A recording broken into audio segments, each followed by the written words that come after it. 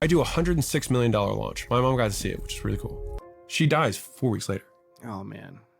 It was just like, how am I supposed to show up right now? I lost my mom too. I'm like, what do I need to hear right now? And I was like, I'll write that, which is like, I just have to keep fighting. And people will judge how much you love someone by how much you choose to suffer. I don't think the person that you lost probably wants you to suffer. One of the lessons that I've learned from an entrepreneurship perspective translated into life is we will get these moments of dissatisfaction or discomfort and be like, life sucks. I need to change something. But my emotional discomfort is not an adequate reason to change what I'm doing.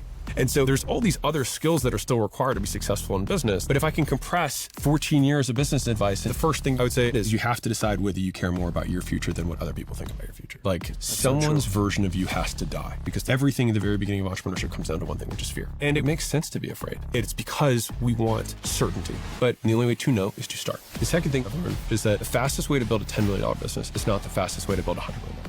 Because focus and patience are the two enduring competitive advantages because they're so anti-human. And so this is where entrepreneurs will skyrocket, and I'll unpack that concept. So how are you thinking about your business in the world of AI? I'm a big AI advocate, but people are using AI in the wrong places, like outsourcing thinking and decision-making to AI is a really bad decision because you will just get dumber. This is the best asset I've got for now, so I want to keep it as sharp as I can. Finally, this is like the absolute raw truth I could possibly give, which is the single best financial decision that I ever made. I love Alex Hormozi. I love that he's an entrepreneur, a very successful one, and he's like a philosopher. I don't know if you ever feel that way, but he's like a philosopher. He actually put a lot into that video. Number one, I lost my mom, and it was kind of like the launch of my entrepreneurship success path because I failed my first 8 businesses, and my mom actually watched that. One thing about my mom is that we didn't have the best relationship. As a matter of fact, if you watch the very first episode of the Entrepreneur Experience podcast that me and Jared launched, you'll see my story. But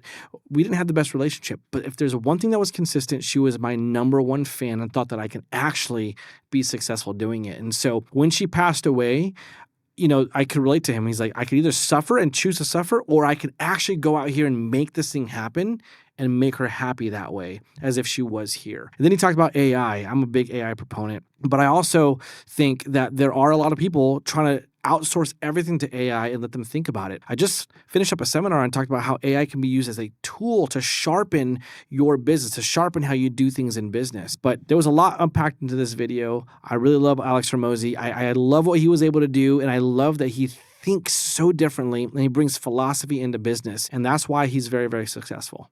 Stay strong.